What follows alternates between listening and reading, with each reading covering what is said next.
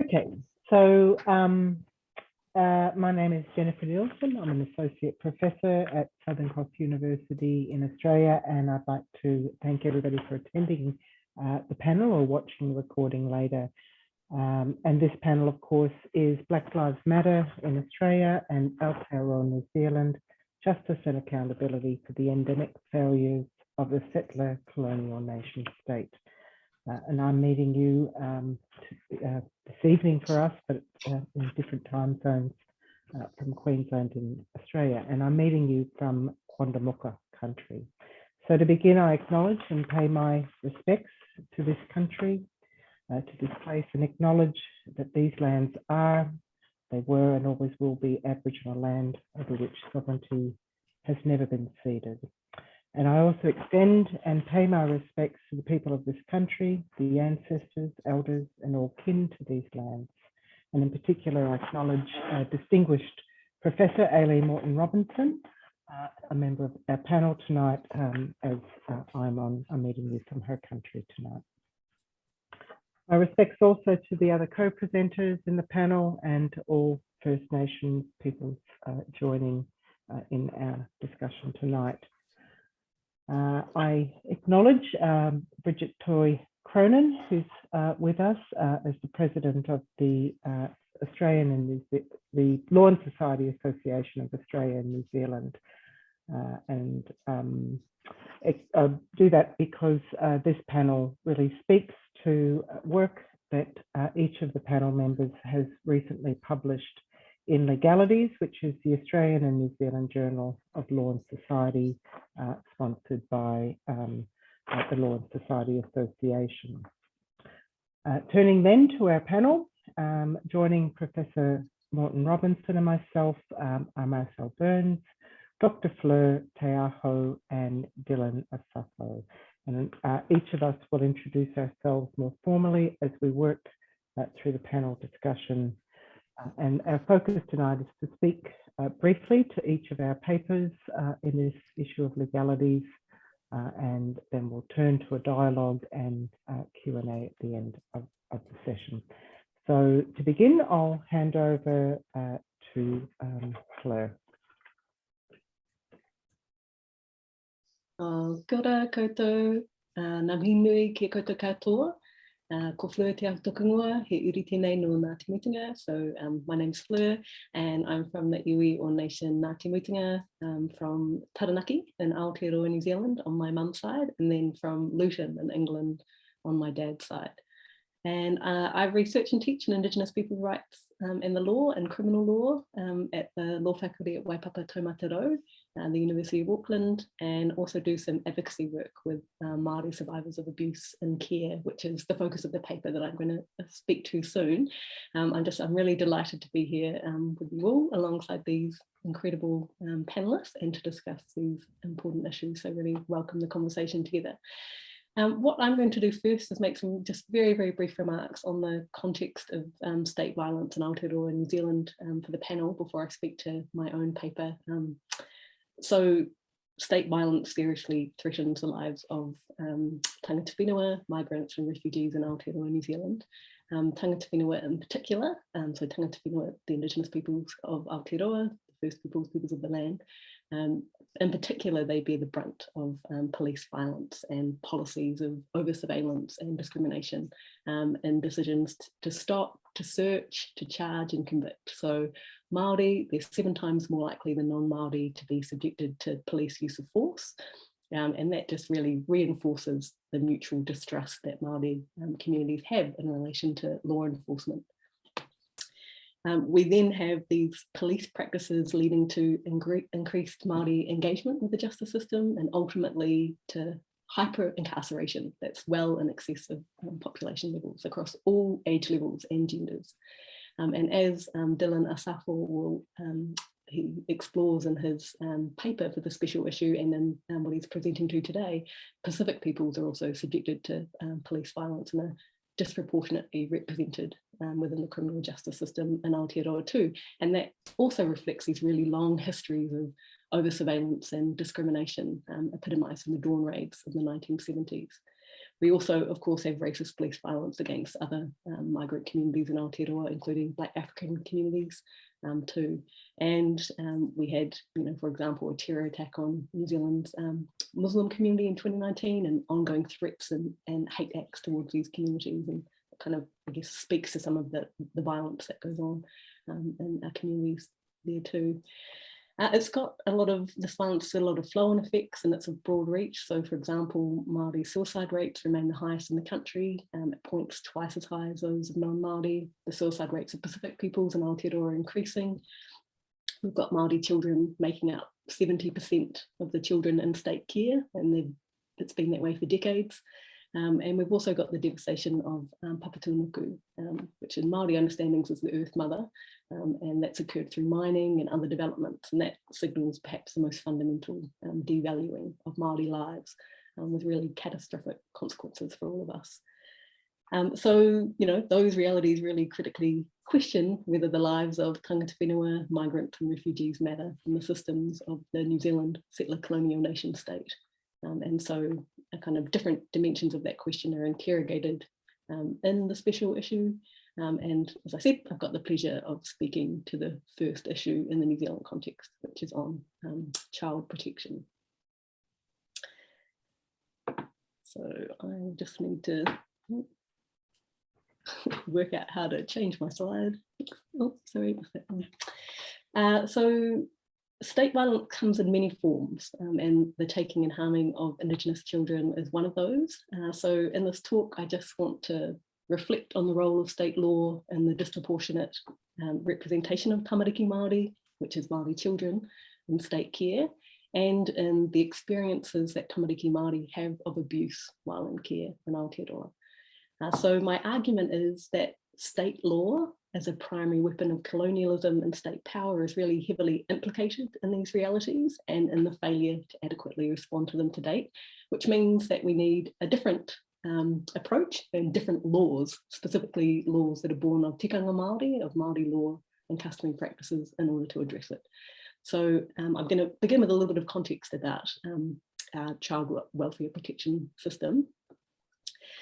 So against this kind of global backdrop of Black Lives Matter, which has brought really heightened attention to white supremacy and racism and state violence, we've got New Zealand grappling with these two intertwined and brutal realities. So the first, as I mentioned, is that tamariki Māori are disproportionately represented amongst those children who have been taken into care. And it's been that way since at least the 1960s. So as I flagged before, tamariki Māori make up nearly 70% of children in care and protection custody, but only 25% of children in Aotearoa. And even though we see the total number of children in state care dropping off since the 1980s, the number of Māori children in care has remained high and has actually grown over time. And the numbers are really significant. So it's estimated that between 1950 and 2019, more than 600,000 children and vulnerable adults have passed through state and faith-based care settings in New Zealand. And there are indications, obviously, that many of those were Māori. And the second is that tamariki Māori are significantly represented amongst those who have experienced abuse. So that includes sexual, physical, emotional harm and neglect while they've been in state care, with all the attendant individual and collective harms and trauma that abuse brings both them and their whānau, their extended families, their hapu, their extended kinship groups, their iwi, their nations, and other hapori or communities. So we've got the situation where many Māori are thought to be included in what's very conservatively estimated to be between, I think, around about 114,000 to 256,000 people who have been abused in those care settings. Now, the separation of tamariki from their families and from Te Ao Māori, the Māori world itself, is a really significant act of violence. It's one of cultural disconnection, and that's got really resounding impacts for the identity and well-being of tamariki and their families, as well as for the very continuation of Māori culture itself. So it's a live issue in Aotearoa, New Zealand at the moment. It's been thrust into the spotlight by some critical media reporting on the uplift of newborn Māori babies from maternity wards.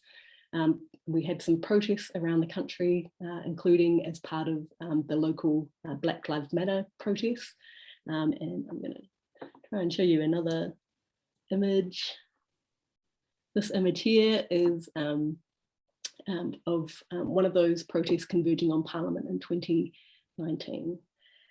So we've had several recent scathing reviews of Oranga Tamariki, which is the Ministry for Children, the government department that's responsible for children in care. We've had a critical Waitangi Tribunal report last year regarding Oranga Tamariki practices. We've got a bill that's currently before Parliament that's been accused of watering down the independent monitoring of Oranga Tamariki. And also we've got at the moment a Royal Commission of Inquiry that's looking at historical abuse in state and faith-based care, and that's due to present its final report in late next year. And that commission's already observed that the prevalence of abuse, which as I mentioned has predominantly affected Māori, is beyond previous imaginings. So these concerns that we have about the care conditions for Māori and the high rates of Māori in care, they're not new, but they remain unaddressed, and they frequently mirror those experiences of Indigenous peoples in other settler colonial states, such as Australia and Canada and elsewhere. So state law and legal practice and legal institutions are really heavily implicated in this disproportionate representation of tamariki Māori that we see in state care, and in part that's because of the pathways into state care. So the two core pathways by which tamariki enter state care are through the youth justice system, so that deals with youth who offend or who are suspected of offending, and then the welfare system, which responds to suspected or proven cases of abuse of children. So we've got this statutorily defined process that's set out in the Oranga Tamariki Act 1989. It determines the process by which a child over whom there are welfare concerns might be taken into state care, and then it's the family court and its judges who ultimately sign off on whether children are placed in the custody of Oranga Tamariki. And for a host of reasons, including how the discretionary powers of decision makers at each point of those pathways are exercised, tamariki Māori are those who are most likely to move along the different, move further along the pathway. The Waitangi Tribunal identified the factors that help to explain why we see this overrepresentation of Māori in state care, both historically and today. And the drivers are really complex, but state law and its actors are omnipresent. So colonisation and its impacts are an overriding factor, including the associated undermining of tino rangatiratanga or self-determination, sovereignty, autonomy, which was facilitated by state law. Oranga Tamariki's failures to address systemic racism, its asymmetrical control, its prioritisation of Eurocentric thinking and values and practices, its failure to ensure cultural competency of its workers, and the undermining of family decision-making and failures of monitoring were also drivers. Now, we've had some pretty recent reforms of Oranga Tamariki that were heralded by the state as a way to really tackle this overrepresentation of Māori children in care, and includes imposing some duties in relation to the Treaty of Waitangi, but the disparity and systemic dysfunction and misunderstanding remains. State law and legal practice and legal institutions have also contributed to the harms that are experienced by tamariki Māori, their families and communities as a result of those tamariki being taken into care, and they've done so in multiple ways. So, for example, it was just discussed by facilitating tamariki Māori to be taken from their families, that's itself a harm. So it's provided a space for abuse to occur by the virtue of taking them away from their families. By failing to provide for robust oversight and monitoring of tamariki in care, they've got this environment created where the abuse can flourish. So several recent inquiries into Oranga Tamariki have been really critical of the oversight and monitoring. And as I mentioned, we've got this government bill that's actually just making it even worse, or it plans to. Also, by failing to provide adequate opportunities for healing, or if we think about it more narrowly in that legal sense of redress of that abuse and its consequent harms, you've got a situation where state laws not only continue to facilitate that abuse, but it's actually abusive in itself. So state law and legal actors are really complicit in the constraining statutory frameworks, the short-sighted state legal advice that's informed really adversarial litigation strategies that aren't survivor-focused, and in the overly legalistic redress avenues that have been made available. So, in many instances, the formal redress processes themselves have been a further source of trauma for survivors. And the processes are especially harmful for Māori, failing to adequately involve Māori in the design or to address Māori understandings of healing, including its collective dimensions. So what role might law play in addressing this violence? Well, further current planned reforms that are on the table in relation to oranga tamariki just don't go far enough. The government's also indicated that it's going to implement some interim recommendations from the Royal Commission for a new, it's called Puretumu Torowhanui, or Holistic Redress Scheme. But it's not clear that the commitment that the government made to implement those recommendations actually reflects what's being called for. So they've made a commitment to design the scheme in collaboration with Māori and guided by survivors. And that language just suggests it doesn't accord with the calls for what Māori-led, particularly Māori survivor-led design. So echoing the calls of Māori advocates, I argue that the time's come for the state and its law to step back, and for Māori and tikanga Māori law and custom to come to the forefront in the care of tamariki Māori and in the healing of those tamariki, their whānau and communities. And that is a move that accords with Te Tiriti o Waitangi, the Māori language version of the Treaty of Waitangi, and with the UN Declaration on the Rights of Indigenous Peoples, which New Zealand endorsed in 2010. And just to emphasise that it's Māori with lived experience of state care and survivors of abuse in state care that have an especially important leadership role to play there. But the transformation required is also much bigger than simply reforming New Zealand's child welfare system and making provision for that enlarged understanding of redress or healing for those who have been harmed.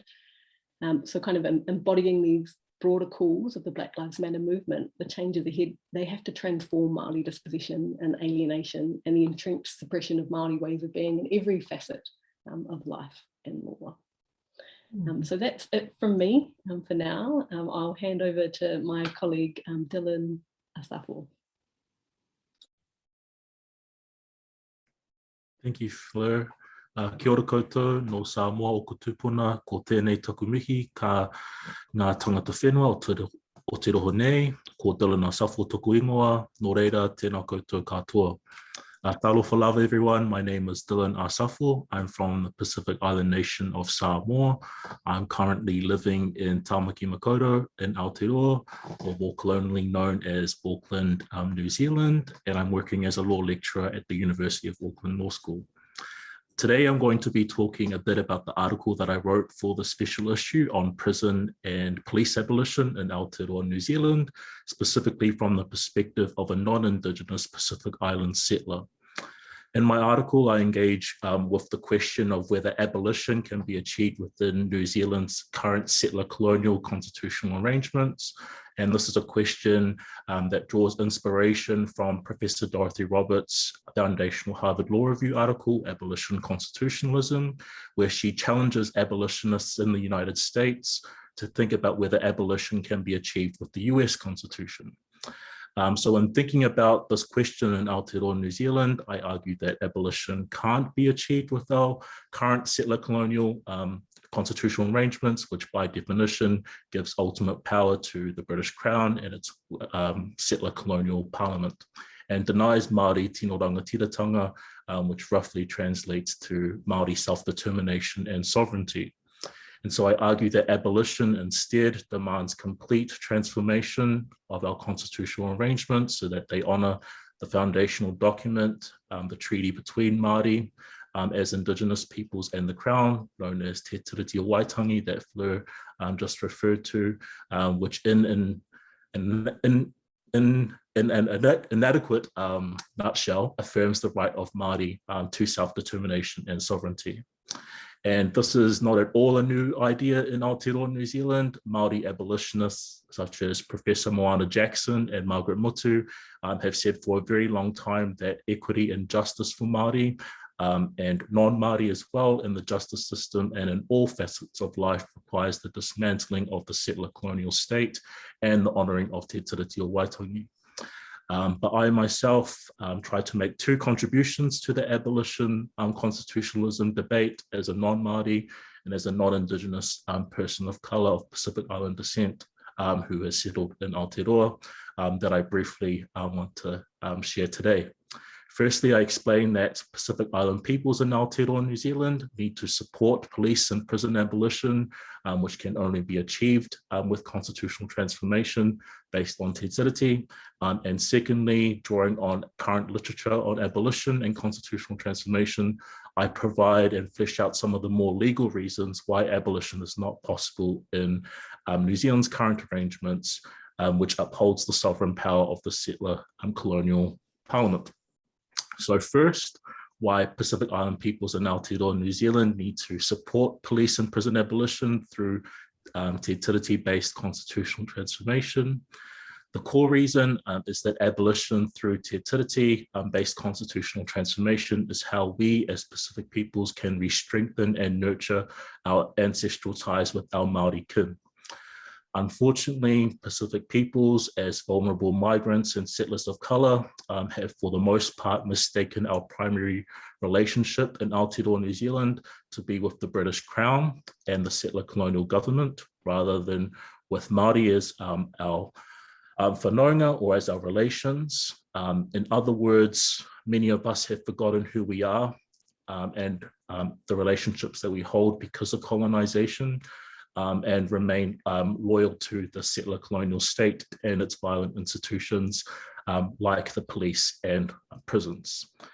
This is devastating, not only because we disproportionately suffer from police and prison violence ourselves, but also because of our ancestral ties. And in my view, by not supporting abolition and te tiriti-based constitutional transformation, Pacific peoples risk further straining those ancestral ties, and we are also undermining our ability to collectively reimagine and create futures of joy and flourishing for Māori, for Pacific, and for all people in Aotearoa.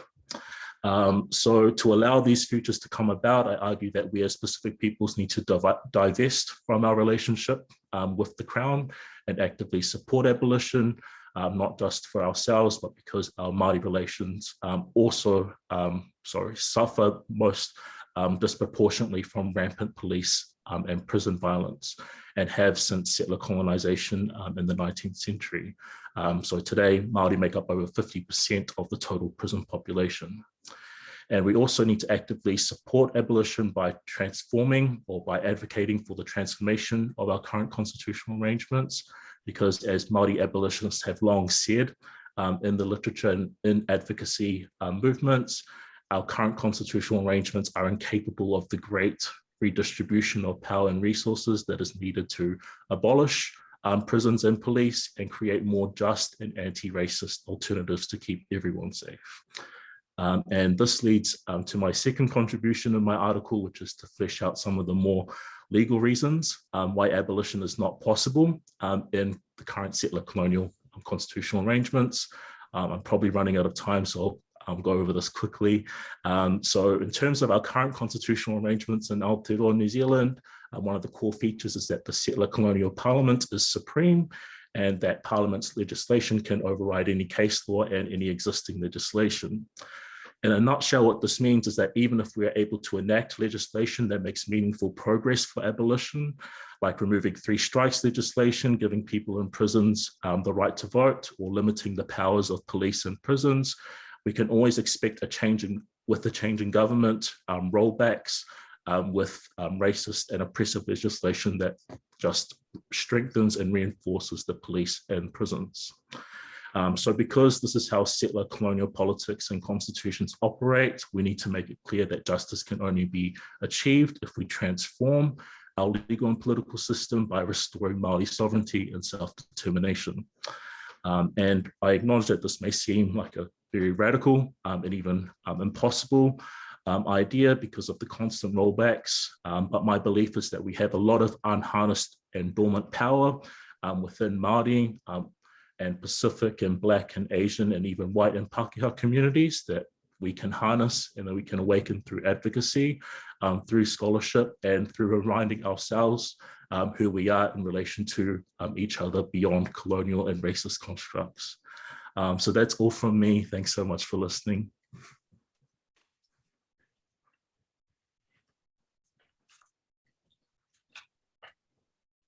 you. I think that's me now. Thank you, Tilla. That was wonderful. Can you hear me? Okay, so my name is Marcelle Burns. Oh, hang on. Okay, the screen just changed. I'll recalibrate. My name is Marcelle Burns. I'm a Gomeroi Kamilaroi woman on my father's side, and my mother is a white Australian. I'm a lecturer at the University of New England in Australia and teach primarily into Indigenous legal issues and criminal law, which was my major area of practice. I'd like to acknowledge the traditional owners on the country where I am speaking from today, the Gumbanga peoples. And just for our international guests, I'd just like to give a bit of context. In Australia, as it's now known, we have over 200 different First Nations language groups. So when we refer to different language names or tribal names, we're referring to distinct First Nations groups, not the Indigenous peoples as a whole in Australia. I'd also like to acknowledge two of my teachers on the panel today, Associate Professor Jennifer Nielsen, who was a lecturer when I was an undergraduate many years ago at Southern Cross University, and also to acknowledge Distinguished Professor Aileen Moreton-Robinson, who was there at the start of my master's journey many years ago at QUT when I was at Queensland University of Technology. I'd also like to just acknowledge the traditional owners of the country where the conference is being held in Lisbon in Portugal, acknowledge the various periods of imperialism and colonial history associated with that place as well. Okay, so I'm sort of not giving a paper so much as just giving a bit of a broad overview about why Black Lives Matter in Australia and what's been happening here over the last couple of years. The slide on the presentation is a slide of a vigil held in Brisbane at Musgrave Park in Brisbane, Australia, on the lands of the Yagara peoples in June 2020, following the death of George Floyd in custody. Can we just, yeah, that one, thanks, Fleur. Where 243 candles were lit, spelling out the words, "I can't breathe." 432 candles represented one candle for each Aboriginal person who has died in custody since the 1991 Royal Commission into Aboriginal Deaths in Custody, which investigated the deaths of 99 Aboriginal people in the preceding decade in prison and police custody and effectively at the hands of the state. One candle was also lit to commemorate George Floyd, who died while being restrained by police in Minneapolis on May 25 that year.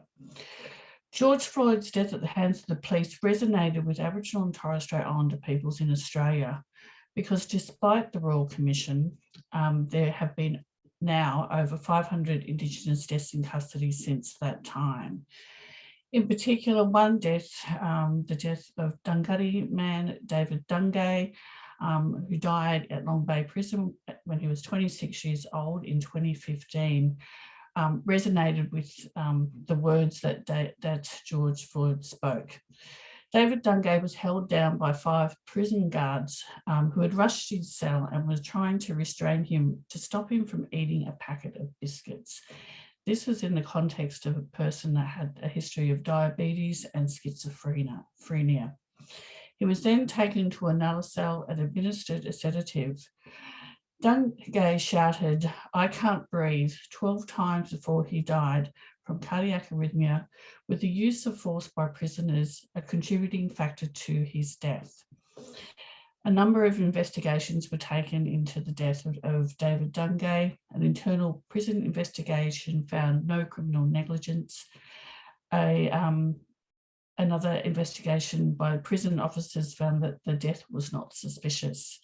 The coronial inquest found that there was no disciplinary action warranted against the 5 officers involved in Dungay's death, but his death was attributed to systemic inefficiencies and organisational failures, including negligence on the part of the officers in not knowing how to deal with a person in those circumstances, a lack of staff training on the use of restraint, on the use of medications, on how to deal with prisoners suffering from mental illnesses and how to resuscitate a person who had lost consciousness. The coroner also found that there was no need for Mr. Dungay to be transferred from the original cell where he was or to be administered a sedative. He presented no specific medical or security at the risk at the time that he was restrained by the guards. Sadly, this is one of many stories where Aboriginal people have died while in the custody of police or prison officers, often due to the excessive use of force and negligence in the care and treatment of Aboriginal prisoners. Could we go to the next slide, please, Fleur? Thanks. In June 2020, while the country was under COVID lockdowns, mass protests occurred across the country in support of the Black Lives Matter movement. This was to highlight the ongoing deaths in custody of Indigenous peoples and also a protest about the treatment of Aboriginal sacred sites at Juukan Gorge, which I will talk about shortly.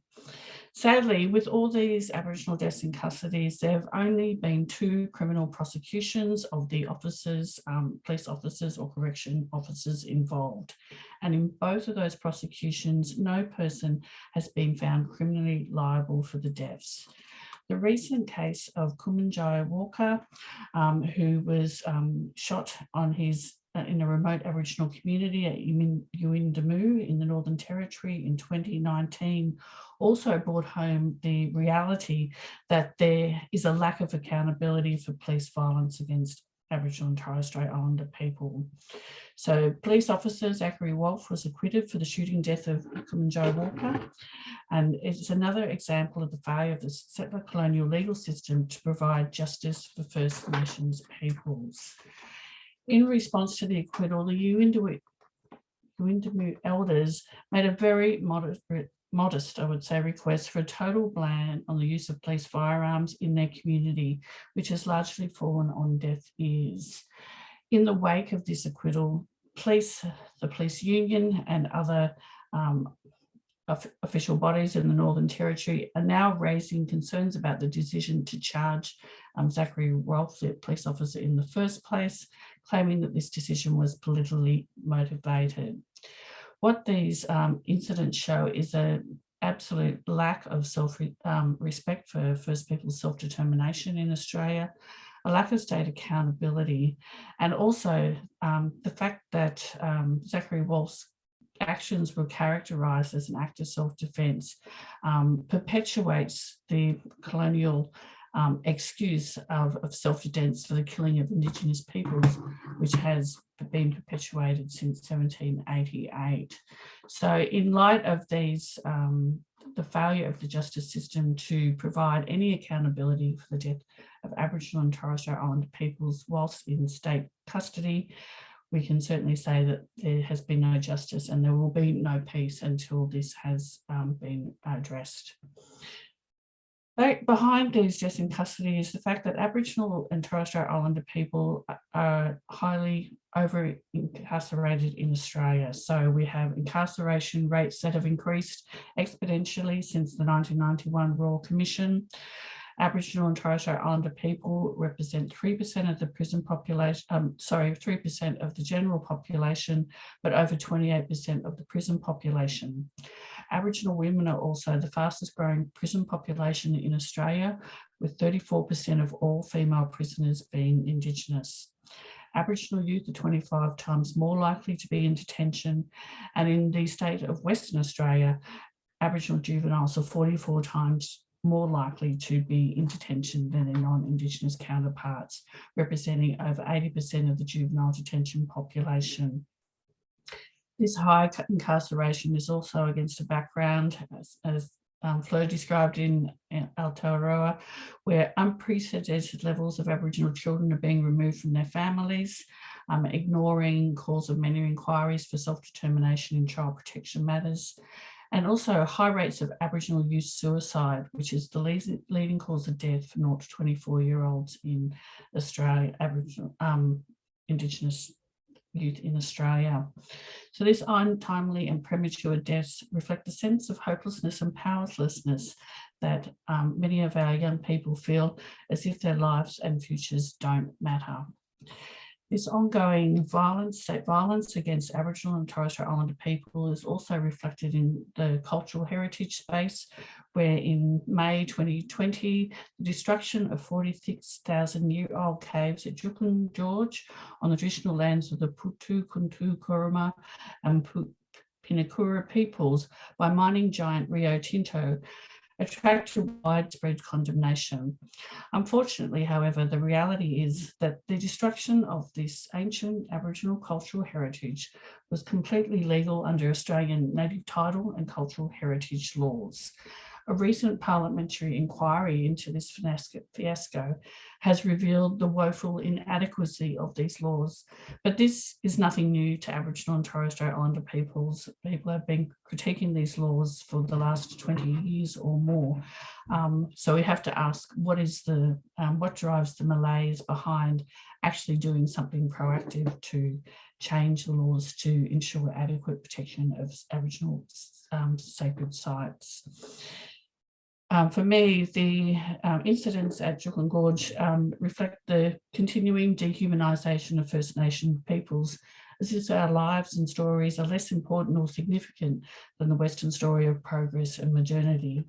It's an ongoing form of epistemological genocide and cultural genocide, which Jennifer Nielsen will also address in her paper going forward.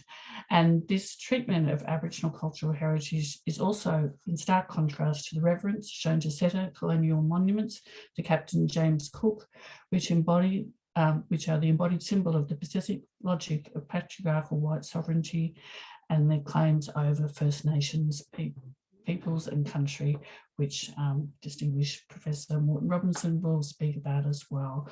So I'd just like to wrap it up there and hand it over to Jennifer and Professor Robertson to take that further. Thank you.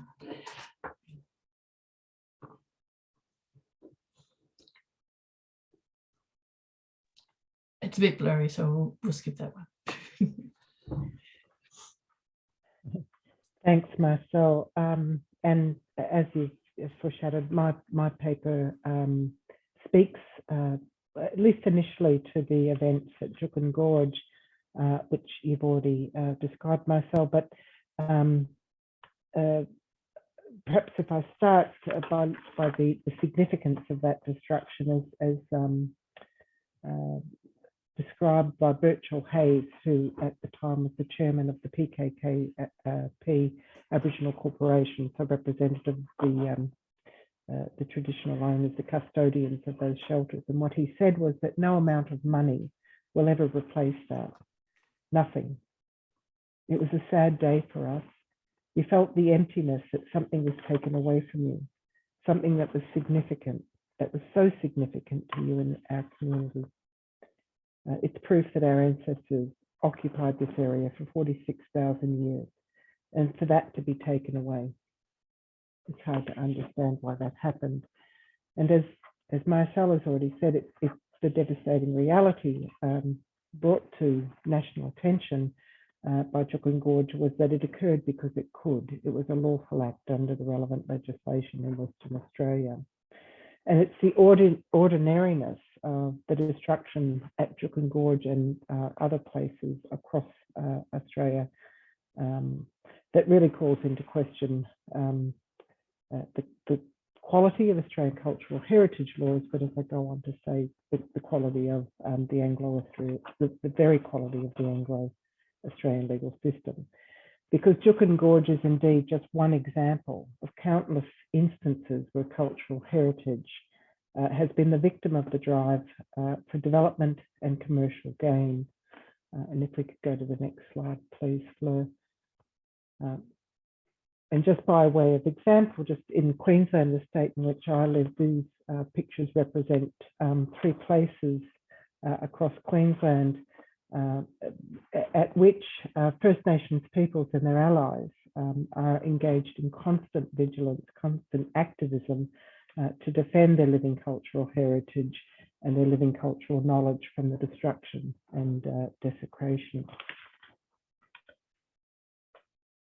In part, this follows, clearly the cultural heritage laws are themselves deficient, but the deficiencies of cultural heritage laws really, and part of what I argue about in this paper is that they're born of the complex interplay that works between native title rights and laws, state and territory planning laws, national parks and environmental laws, and so on, so that cultural heritage is really locked in this battle of all these different systems that have very little respect to First Nations principles of how country is to be cared for, and certainly at their very least impair the way First Nations peoples have capacity to speak for and to care for country.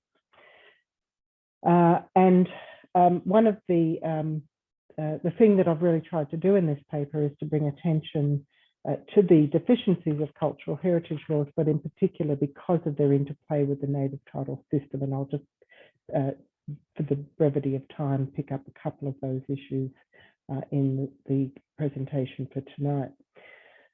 For those outside of Australia and perhaps even outside of Aotearoa, where there's more familiarity with the Australian laws, native title is the system by which First Peoples property rights to some extent are given recognition under Anglo-Australian law. And native title is in the general, in the mainstream view, sort of a highly celebrated concept, said to be sort of a celebration of our break from our colonial past. Of course, First Peoples have a very different perspective, and since the inception of the concept of native title under the Mabo decision and later in the Native Title Act, this very highly problematic concept has been the subject of sustained critique.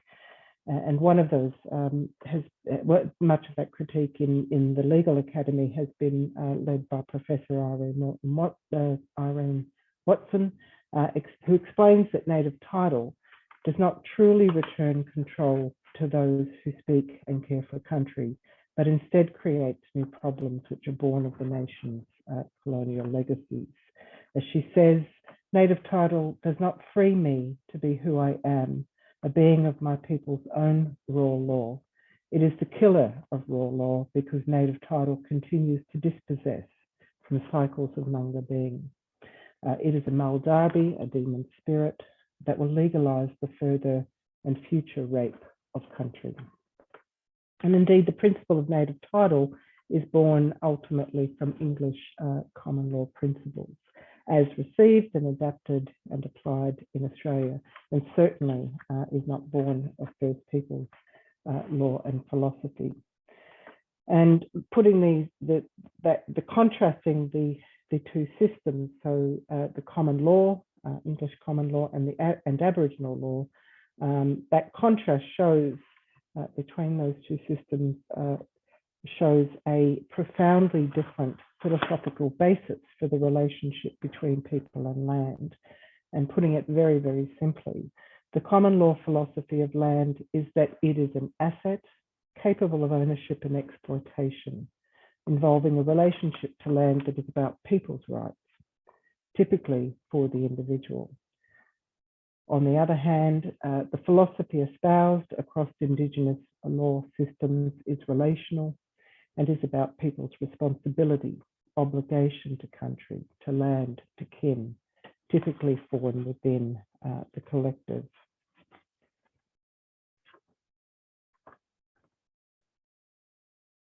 So, it is because of this contrast, I make the observation that, native title can even be considered to be extinguishable under Anglo-Australian law, because that is a concept under First Peoples philosophies of laws that is completely, makes no sense. It's completely foreign. The idea that there could ever be a loss of that relationship to country, that responsibility to country. So with those deficiencies in mind, nonetheless, determinations of native title are profound legal events and have significant ramifications for the communities whose lands they relate to. What I'll focus on is the way in which native title vests who it gives the right to speak for country to. And that when native title is determined, it is a requirement that the group of native title holders have to nominate a prescribed body corporate. They have to create this entity. And the purpose of this really is to render the Aboriginal polity more recognisable to the Anglo-Australian legal system. So it has no value, if you like, to the native title holders, but instead is to create something that Anglo-Australian law, that the Anglo-Australian political and economic system can actually engage. And indeed, in creating such an entity, the native title system elides the sophisticated governance systems that have been and continue to be at play in First Peoples communities. Because instead, prescribed body corporates are required to observe particular rules and processes when undertaking their responsibilities that truly reflect that corporate identity, the corporate identity by which they're established by the common law. And of course, reminding ourselves that the purpose of the corporation under Anglo-Australian law was to give personhood, to give a legal presence to a financial entity.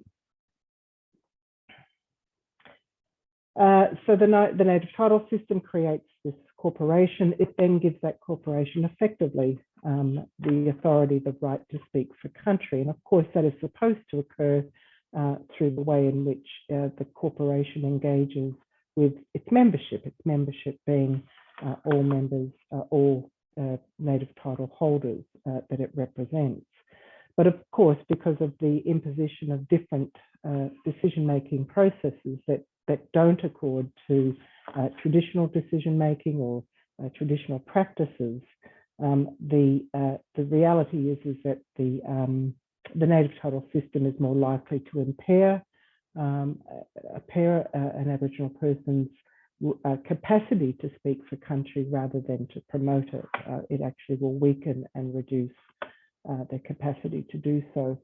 And these imposed decision-making systems also have the effect of creating or exacerbating tensions and frictions within communities. And of course, if you watch local events across the nation, it's very clear that governments and corporations can take advantage of those to effectively, persuade negotiations, build on tension to persuade a group to engage and further preclude people who might have the right to speak for country from being engaged in decisions about their country. So with that system, turning it then to how it interplays with, or looking at it through the prism of the cultural heritage laws. The cultural heritage laws, so native title is a federal, it's part of the national system, and whereas cultural heritage laws act at state level in all of the different jurisdictions across Australia. And so the one I'm going to focus on is the Queensland Cultural Heritage Law. And so the cultural heritage law has to have an interplay with where native title is put into effect. And it's that I draw attention to in my paper. There's a whole range of deficiencies itself just with the cultural heritage laws, but when it interacts with the native title system, I think those deficiencies are particularly sharp. One of those in particular is that the cultural heritage laws can be overridden by what's described as an ILUA, an Indigenous Land Use Agreement. And these are agreements which are made as part of the native title process, and they typically are negotiated with a view to predetermining the way in which certain parcels of land that have native title may be used or developed in future. And of severe concern with these is that they often involve the surrender of native title. So for the future of the future generations, the native title rights are extinguished, at least in the context of Anglo-Australian law.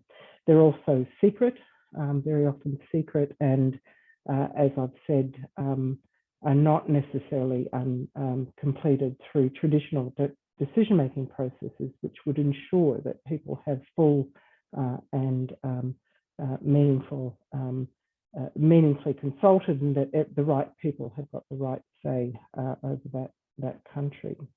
So this is a part of the issue with the cultural heritage law. One of the other ways in which native title severely weakens any capacity of cultural heritage laws to actually protect cultural heritage is that as soon as native title is declared, without native title, it's a person who has a right to speak for that country is the person who should be consulted on it.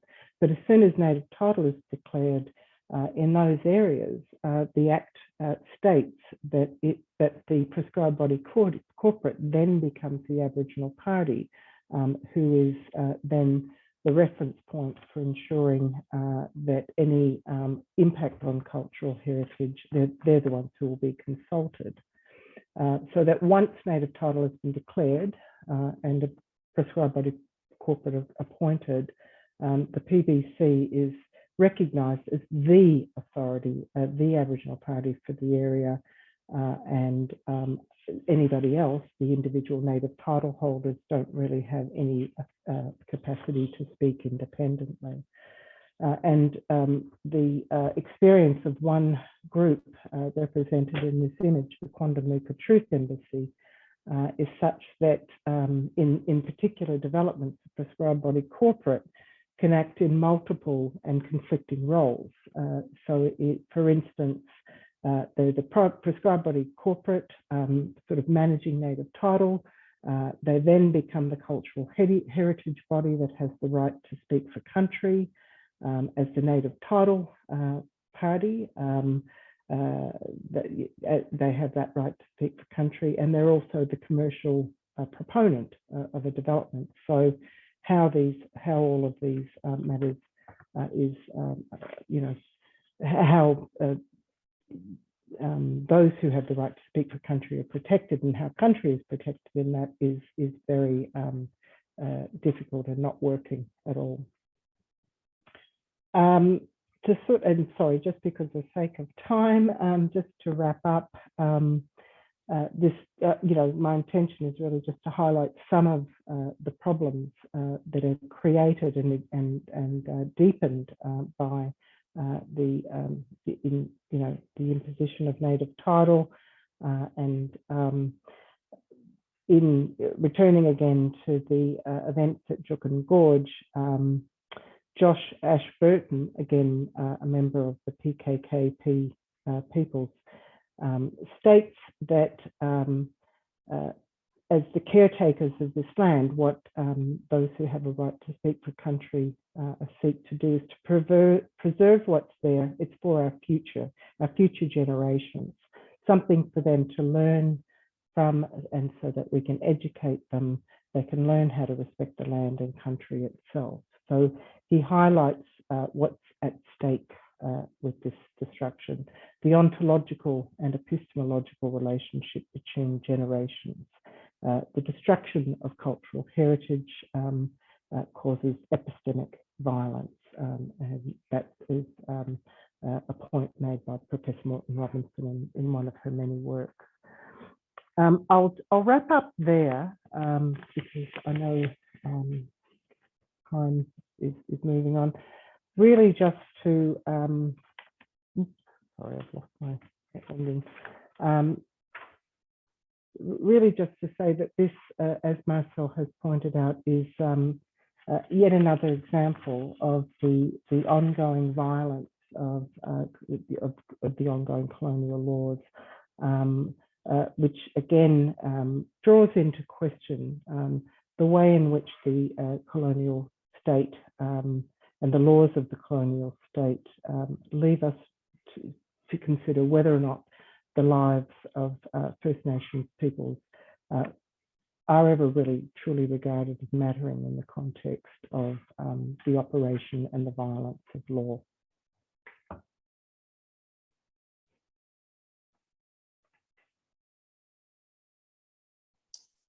Right.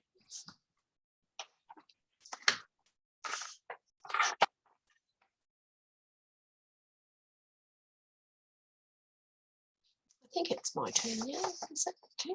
Yes. Okay. You're everyone. I am Professor Aileen Moreton-Robinson. I am a research professor at the University of Queensland, but more importantly, I'm a Quantabuka Jundile, and I'm speaking to you from my great-great-grandmother's country, Kabi country, on the Sunshine Coast in Queensland.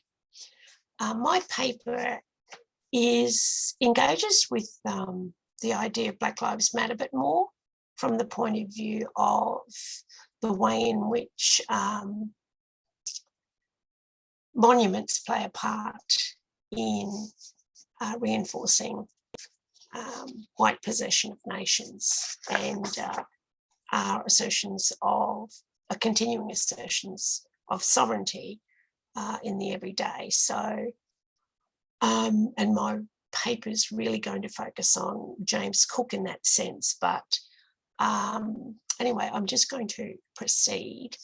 And before I do that, I'd really like to acknowledge these wonderful young scholars who invited me to participate on this panel. It's a pleasure listening to you and to be able to hopefully support the work that you're doing in the places that you're located. So for centuries, colonisers destroyed the cultural, intangible and tangible property of Indigenous peoples to erase our existence from our homelands. Within modernity, historical events and personas signifying victory are commemorated in public spaces through the erection of monuments and statues. In the 20th century, these objects have been targeted by political protest, as was evidenced after World War II, when symbols and statues of Adolf Hitler were destroyed across Europe. And the subsequent downfall of the Soviet Union resulted in post-Soviet states removing statues of Vladimir Lenin from public spaces in towns and cities, eradicating the call to remembrance from the past and the future. So political protest was in effect war by other means. Across the Atlantic Ocean in North America, in the second decade of the 21st century, two protest movements, Idle No More and Black Lives Matter, emerged in response to the deaths of Indigenous and Black people in custody and at the hands of police.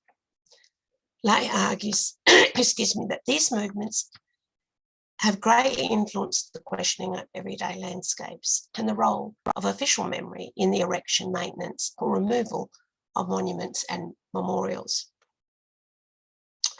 Both movements were initiated and led respectively by Indigenous and Black women, and it is estimated that millions of protesters took to the streets protesting the state's abuse of treaty rights and its environmental vandalism, as well as the need for criminal justice reform to end police brutality. Idle No More and Black Lives Matter spread globally as Black and Indigenous people protested in solidarity against state violence and brutality. Could I have my slide on, please, Fleur? So public protests took different forms. Across the United States, statues commemorating military and political leaders involved in slavery and colonisation were defaced and removed. Statues of Christopher Columbus were targeted. One monument was toppled by ropes in Minnesota, another monument beheaded in Boston, and in Richmond, Virginia, a statue of Columbus was thrown into a pond of water as an act of symbolic drowning. Across the Atlantic in Bristol, England, slave trader Edward Colston's statue was thrown into the harbour, and a statue of the former British Prime Minister Winston Churchill was sprayed with graffiti. In Toronto, Canada, statues of former President John Macdonald and King Edward VII of England and Egerton Ryerson, father of the Indigenous residential school system, were disfigured. While in Sydney, Australia, Captain Cook's statue in Hyde Park was defaced, as was the statue of Lachlan Macquarie, the first governor of the colony of New South Wales. In his seminal book entitled Defacement, Public Secrecy and the Labour of the Negative, anthropologist Michael Taussig argues that defacement is an act of unmasking a public secret. Taussig argues, and I quote, "What if the truth is not so much a secret as a public secret, as is the case with most important social knowledge, knowing what not to know? Then what happens to the inspired act of defacement?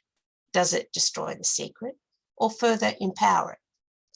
For are not shared secrets the basis of our social institutions, the workplace, the market, the family, and the state? Is not such public secrecy the most interesting, the most powerful, the most mischievous and ubiquitous form of socially active knowledge there is?" End of quote.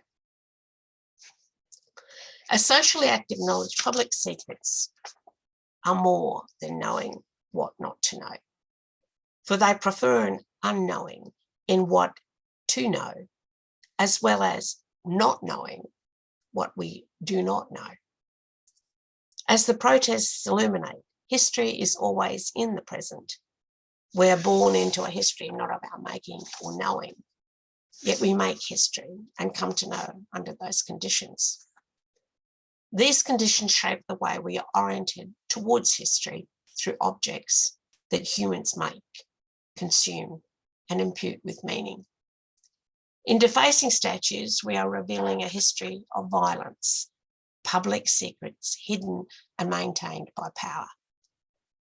During Black Lives Matter and Idle No More protests, these seditious acts summon into social consciousness certain narratives of the past and the imperative to dismantle them.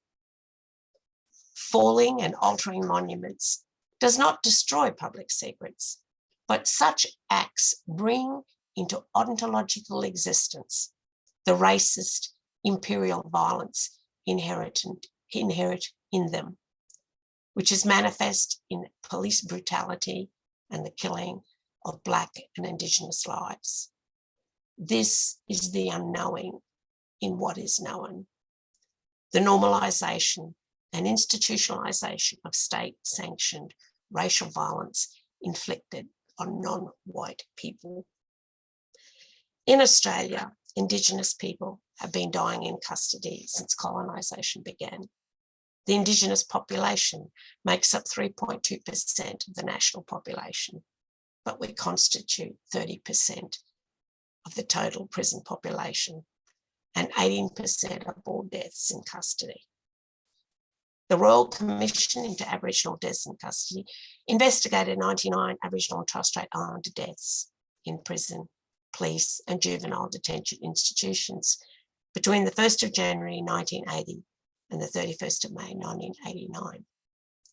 Since the findings and completion of the Royal Commission in 1991, over 500 Aboriginal and Torres Strait Islander people have died in custody, and many of the deaths were preventable.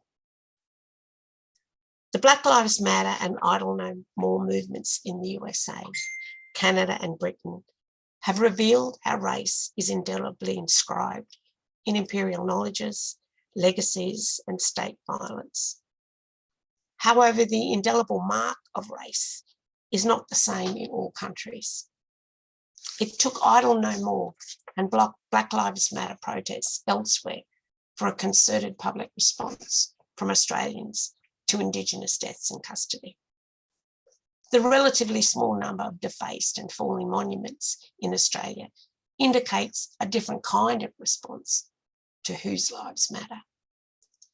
The lands that these commemorative monuments occupy inscribes them with meaning, though this is often not understood. To this end, I consider how the body of the historical figure, Captain James Cook, is available for consumption and commemoration every day on unceded Indigenous lands. As I have argued elsewhere, the complex relations between objects and people by which national identity, relationships and values are expressed do so within an order of things discursively configured through the possessive logics of patriarchal white sovereignty. I define the concept of possessive logic to denote a mode of rationalisation invested in reproducing and affirming the nation as a white possession. This racialised and gendered possessive logic circulates sets of meanings and presuppositions as part of vernacular knowledge, decision-making, and socially produced conventions, fortifying institutions such as the law. As will be illustrated, statues of Captain James Cook are things imbued with meaning in everyday life. As public secrets, they stand as tangible and intangible evidence of the continuing colonial legacy of white possession and Indigenous dispossession, the knowing what not to know. Evidence that signifies dead white male bodies will be remembered and dead Indigenous bodies will be forgotten. This signification is transferred onto which living bodies matter in Australia. I'd like to turn to James Cook now. So probably the next slide, thanks Fleur. James Cook looms large in the Australian imaginary as an enduring iconic figure. His name is synonymous with discovering Australia, and his reputation as Britain's greatest seafarer has grown exponentially over the centuries. In Australian popular culture, Cook's face is displayed on water bottles, plates, and other paraphernalia. A cottage built by Cook's parents in 1755, in which Cook never resided, was transported to Australia in 1934 by Sir Russell Grimwade. Grimwade purchased the cottage and donated it to the people of Melbourne in commemoration of 100 years of white settlement. The cottage remains a popular tourist attraction, an historical white male figure attributed with opening up the Pacific. Cook and several television series have represented and retraced Cook's voyages. In 2018, a 6-part documentary series entitled The Pacific in the Wake of Captain Cook was hosted and narrated by New Zealand actor Sam Neill.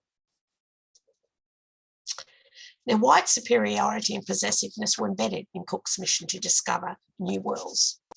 These racist attributes were crucial to the spread of the British Empire. As an historical figure, Cook has been portrayed in the West as a man of exemplary deeds, a giant of Pacific exploration, a noble and great navigator, an exceptional man of independent mind and thought, an open-minded seafarer traveller, and importantly, as the discoverer and hero of science and exploration. However, Cook embodied more than these personal and professional attributes afforded to him. As the King of England's representative, Cook embodied patriarchal white sovereignty. In the name of the King, he was authorised to take possession of Indigenous people's lands, resources and knowledges. To commemorate Cook, his body has been sculptured and cast in bronze as public statues. In The Political Lives of Dead Bodies, Catherine Verity argues that, and I quote, "Statues are dead people cast in bronze or carved in stone. They symbolise a specific famous person, while in a sense also being the body of that person. By arresting the process of that body's bodily decay, a statue alters the temporality associated with the person, bringing him into the realm of the timeless, of the sacred," end of quote. In this sense, we can understand statues of Cook as spatial and temporal landmarks infused with social memory, serving a didactic consumptive function as signs of discovery, progress and civility. Monuments and statues have the patina of a previous shared era they describe, and they invoke the space of monumentality as a site for dialogue. As Stephen Mukey argues, for contiguity is one of the ways Western societies organise their relationship with things, end of quote. So public objects such as statues reflect not only personal taste and attributes, but also the moral principles and social ideals of the nation state that commissioned them. Material things are meaningful and significant in public spaces because they are important in sustaining lives, transforming social relations, and mediating differential interests and values, providing essential tools for thought.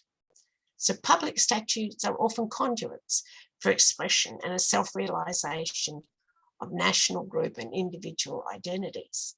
They provide discursive and non-discursive modes of communication through codes of recognition and commemoration, culturally embedded in the possessive logics of patriarchal white sovereignty.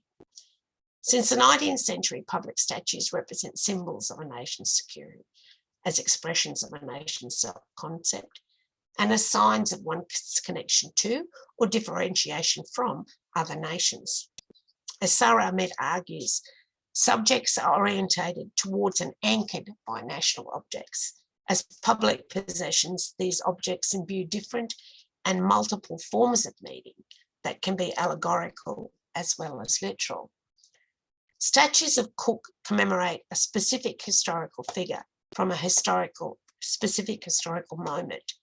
They denote past and present and implicate their connection with continuity as change and permanence, possession and ownership, the unknowable and the known. Statues of Cook are contiguous with patriarchal white sovereignty as embodiments of its imperial reach and adaptability to new environments and the fulfillment of its desire to possess them. Statues of Cook are monuments to imperial history. As such, they do discursive work constructing the category of history through the possessive logic of patriarchal white sovereignty to self-privilege the existence of the coloniser and their descendants, a particular conceptualisation of history as the actuations of great white men transcending time and space. Within such a conceptualisation, statues of Cook, resplendent in bronze and stone, must continually perpetuate the consumption and affirmation of white possession to repress the embodied Indigenous sovereignties that refuse its existence. Thus, monuments dedicated to Cook are not merely aesthetic representations.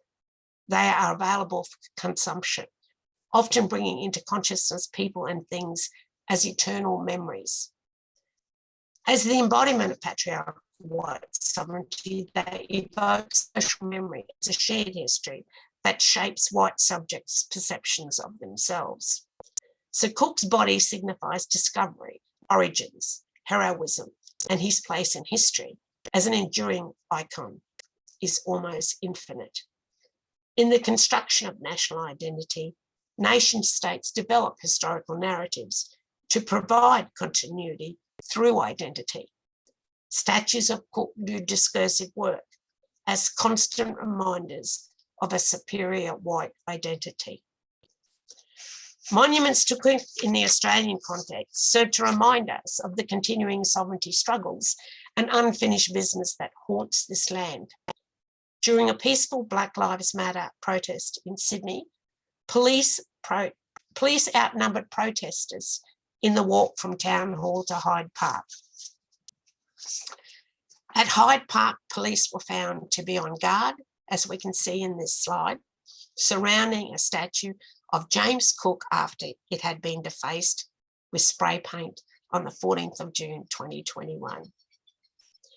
The possessive logics of patriarchal white sovereignty were operationalised to mobilise heightened police presence during a peaceful protest about Aboriginal deaths in custody, police brutality, and state-sanctioned violence, and the protection of a statue of Cook. This disproportionate response by the state to the protesters and the exaggerated use of police resources to guard a statue of a man deemed as Australia's original hero is demonstrative of the deep roots of the institutionalised racism of the state, its violence and its need to reassert white possession publicly and overtly. The subliminal message is clear. Patriarchal white sovereignty will use whatever force is necessary to ensure this country remains a white possession and Aboriginal lives do not matter. In concluding, Cook's body is available for consumption as the embodiment of discovery and empire, a mode of consumption within a state of perpetual war as politics by other means, which nourishes ongoing signification through commemorative and everyday acts of patriarchal white sovereignty that configures its ownership through the logic of capital. To fulfil patriarchal white sovereignty's continuing quest to belong in Indigenous lands and oceans, from which it is ontologically disconnected, requires the perpetual consumption of Cook's body. This form of cannibalism was not practiced nor invented by Indigenous peoples. Its origins lie within the possessive logics of patriarchal white sovereignty and capitalism. Colonisers have built monuments and statues in the lands of Indigenous peoples they have dispossessed. They are also, to quote Mona Jackson, mute expressions of what it means to be the white master, end of quote. The defacement of statues and monuments by Idle No More and Black Lives Matter protesters is a reminder that there is no waning of history and historical consciousness. Instead, these protests are a defiant truth that speak to the master on unceded lands where Indigenous sovereignty continues. As ancestor Mabana Elder Hobbles Danieri explains, quote, "This land belong Wimom, Aboriginal people. We right person on the land. That law belong you, finished from Captain Cook's time. That is why we know Indigenous lives will always matter." Thank you.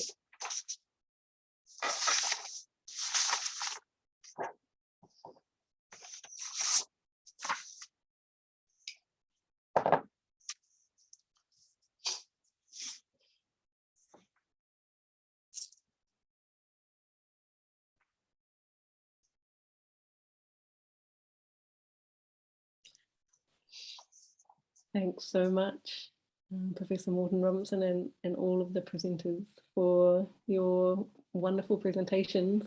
We do now have an opportunity for questions or comments from those of our participants. So because there's a small number of us, you're welcome to just unmute yourself and fire away a question if you would like.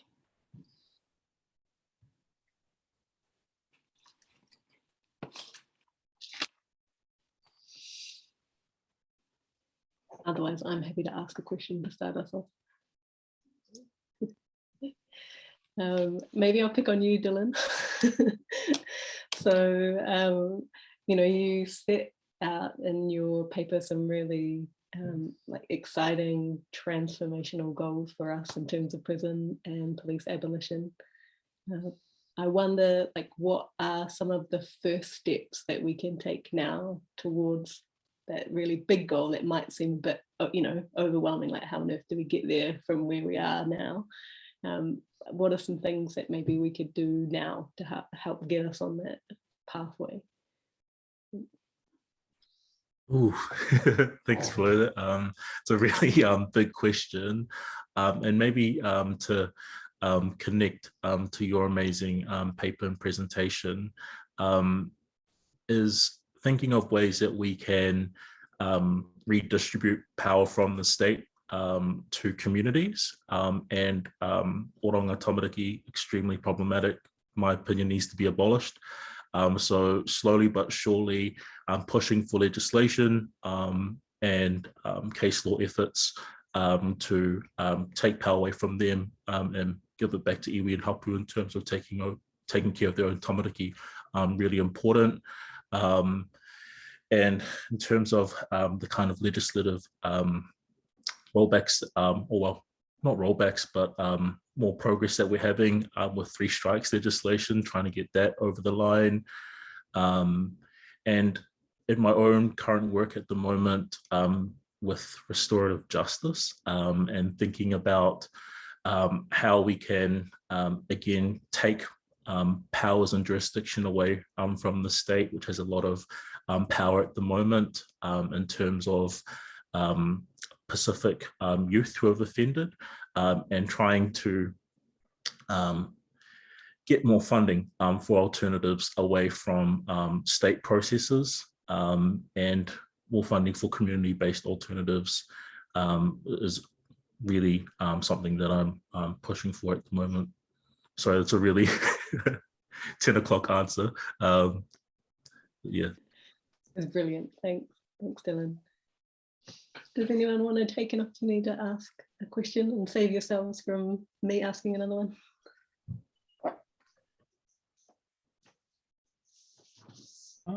I wonder if I could just ask something of the panel, except for me. One of the things we found, Fleur, when we were working on the journal together was that there was so much commonality in the experience of First Peoples across Aotearoa and Australia. And I'm just wondering if I could invite my panel members, my colleagues, to maybe speak to that and also speak to responses to state violence. Dylan, you've put some very clear examples on the table. And I just wonder, Marcelle, Fleur and Prof, if you maybe want to, offer further ideas around that, the commonality, but also the solutions that you see can come.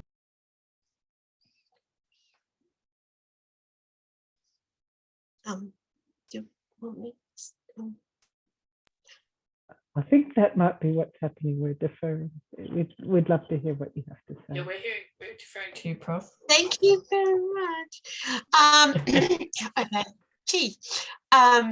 So that, yeah, look, the commonalities, of course, are there, and why? Because the colonised is the commonality, right? So if you look across any former British colony, you will find that basically the statistics are almost the same. All right. So Canada, the USA, New Zealand, Australia, even in Hawaii, you can see that incarceration is high, deaths in custody is high. Our health is poor, like our chronic diseases are rampant, infant mortality. I mean, all of those social indicators, tell us what we have in common.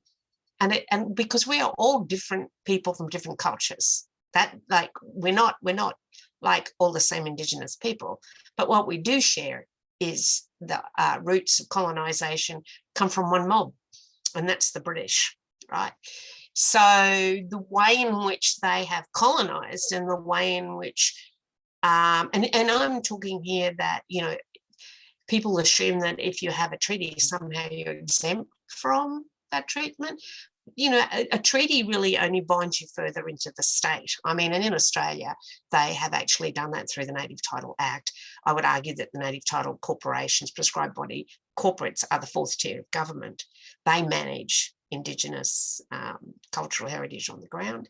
I think when I was listening to you, Jen, like it's the relationship between administrative law and native title that also complicates it because of the role of the corporations, right? And this is like, I find that you'll find that these models of the corporatization of Indigenous people, particularly since neoliberalism, has occurred, right? Canada, US, the same people. So I kind of like think that when we think about, put it this way, using the logics that we're trained in the academy, if you have all these disparate groups, thousands of different cultural groups basically with the same outcomes, and they aren't culturally, they don't share things in common, then you have to look at what is the common, commonality is the colonizer, and the way the colonizer does things. And I think that it's, and I I'm not really saying that, in a sarcastic sense, although I probably am. But if you look at the response, and a piece I did years ago in response to the United Nations Declaration of Indigenous Rights, right? So what I did was I did a comparison between Canada, New Zealand, the USA and Australia, and how we rejected it and what were the grounds for it, and also then why we decided years later to accept it. Now you could, in reading the decisions, you could see that it's almost as if, look, I almost thought that Canada and Australia had the same person writing the response, but it was that kind of explicit, right? So how each of those states actually responded to how they rejected it, and then how the grounds for acceptance were similar, totally similar, right? And they basically all kind of rolled into accepting within a matter of 6 months. So one said, the others just fell into line and saying the same things. And as much as they were saying the same things at the United Nations as to why we couldn't have a declaration, we're not a peoples, blah, blah, blah, blah, blah. So, so that's the so it's really a no-brainer to kind of then realise, I don't, my expectation is, of course, it's going to be the same, because we share the same colonizer. Yeah. And so I think that even in terms of like the deaths in custody, I've been doing a little bit of research on New Zealand and Australia. And, the indicators are really bad, right? And the way in which restorative justice really looks at deaths in custody is really to see it fundamentally as a legal issue, right? So when in actual fact it's a public health issue, it's a literacy and numeracy issue, it's a poverty issue, right? It's an education, it's an economic issue. So there's all these variables that impact on deaths in custody, right? And I think that we know that because we take a more holistic and relational approach to the way in which we understand the connections between things as Indigenous people. But the way in which we're forced into seeing things is into these disciplinary silos. So really that's a legal injustice issue, or that's and I think that particularly from the work that led by Linda Tuai Smith, on decolonising methodologies and research, she takes us in this realm to understand how we see it, and that it is actually, we need to take a relational and holistic approach to the way in which we understand things, because that's the way our brains work anyway. Culturally, this is where we come from. In terms of our epistemology. I think I sound like I'm raving now. So I'm yeah, it's hard for us to speak. Like I really had to hold myself together listening to all of you speak as the last person, because this is not something that is out there. Like I've lost 3 nephews to deaths in custody. I have uncles and that were jailed for murders they never committed. Only once DNA, tests came out where they acquitted. But did anybody say sorry? My uncle never even got a sorry. So these things are close to home. And the statistics at this point in time are something like 1 in 7 Aboriginal adults is incarcerated. And I would argue that, and they're not the stats that the Bureau of Statistics says or the Institute of Criminology, that's Aileen Moreton-Robinson doing her maths. Similarly, you'd find that that's there for New Zealand. So, you know, it's absolutely devastating, the impact on the individual, but then there's the domino effect of that on family, community, right? That affects the child's capacity to learn if dad's in jail and mum's a single mum. You know, like it's, and I guess to get back to Dylan's point, and I think I'm seeing this, you know, the momentum, we need people's movements. That's, you know, if we actually are going to change capitalism, you know, and the state, then it's got to come through, and, you know, it's got to come through people's movements. And to me, there's a tie between, you know, climate change and, you know, I mean, I kind of feel that if we think through the stuff around the way in which Indigenous people have been treated, the way in which the earth is treated, right, and what the outcomes are for humanity, and we can see that at this point in time we are headed for an extinction road ourselves as humans, there has to be a change of the capitalist system. We cannot continue for our existence to live within a capitalist system and with the state the way that we have. You know, that's the bottom line. That's the end game. You know, and I often think of, in my life, I've always thought of, when you see what's going on, like what they do to Indigenous people, like we're like the little canary in the cave as to what's happening in a more global context that is invisible to most people in the everyday, and yet it is directly impacting on them, and it is supported, unfortunately, by the law. You know, so I'm just going to keep it quiet. I'm in a mute now.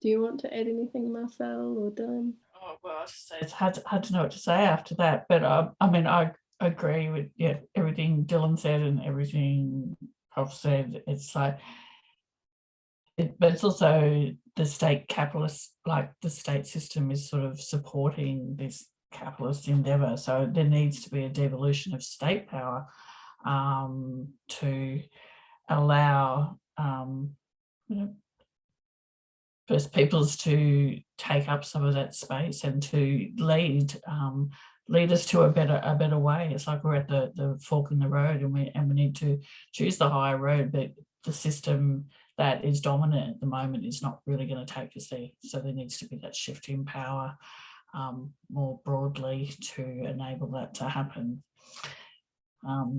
Yeah, sort of back to our question in our last meeting is whatever happened to the revolution, Prof?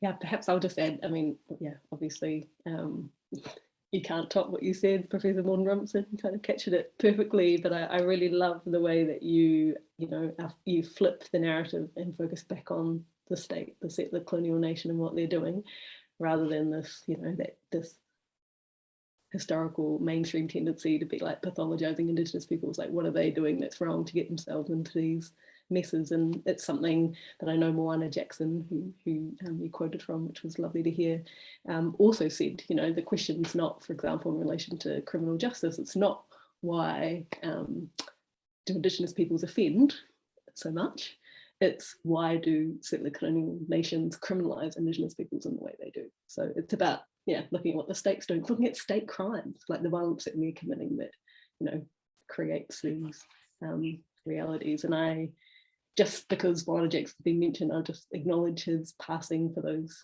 everyone here on this call probably knows him, but for those who don't, you know, an incredible intellectual thinker, activist, gave so much to Māori and Indigenous peoples across the world, including in the criminal justice space, constitutional transformation, so many areas, who sadly passed away this year. But I think, you know, you can see his stamp definitely in mine and Dylan's papers, and in some of the Australian papers as well. So it's lovely to see his kind of legacy living on. Maybe Fleur, one I had the pleasure of working with him.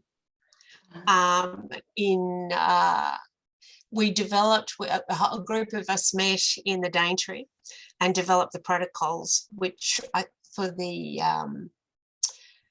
was for cultural heritage, became known as, I'm just trying to remember, but he was one of the lawyers, and the other was Russell Means, I think his name was, from the United States. And also we worked on another paper, I was younger then, on the rights of the dead, right? So that was another way in which we talked about, you know, this was really to try and shape and influence repatriation, right? So we came up with the idea of the rights of the dead, and developed protocols around that, and why the bodies and that everything had to be returned. So I did have the pleasure of that many, many years ago. So I was very saddened. He was a wonderful man and very, very clever. His passing, like our beautiful Hanani K. Trask as well. Wonderful Hawaiian scholar, sovereignty. You know, I loved that piece when she stood and said, "We are not Americans. You know, Yes. we are Hawaiians." You know, she was an amazing woman. But yeah, I'll just mute that again. What time are we expected to finish, Jen? 2 minutes. Yeah. 2 minute, perfect time. Yeah, well, it is perfect timing. So yeah, maybe we should wrap up, because there'll be somebody wanting to come into this. I'm a bit confused how it's a virtual room that continues to exist, but it does. So. That was hilarious, that message. There's a contestation and dispossession happening. Do you want to bump this other session out? Hell yeah. But anyway, so we'll hand back Can I over. wrap up then, Jen, or do you want to say something? Okay, I will share the screen again. It might take a couple of seconds to come up, but I just really wanted to ask you to please. Oh, I'm saying in the slideshow. Oh no, hang on, sorry.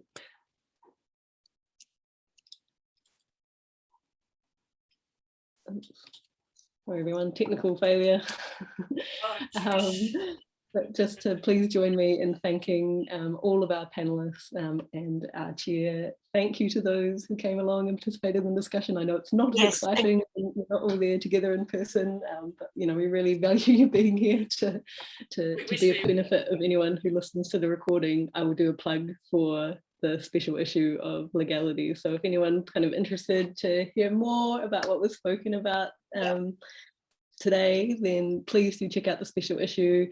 There is got the ability to access the journal for free for 30 days using the access token name 2022 Legal, which is up there on the slide. And Trish Luca, who you were just hearing from before, is one of the managing editors of the journal. And if you're in Lisbon, she's got some little postcards about the journal. So not only this special issue, there's other great issues that have come out of this new journal.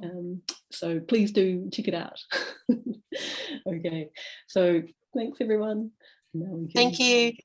wrap it up. Thanks, everyone. Thank you. Take care. Thank you.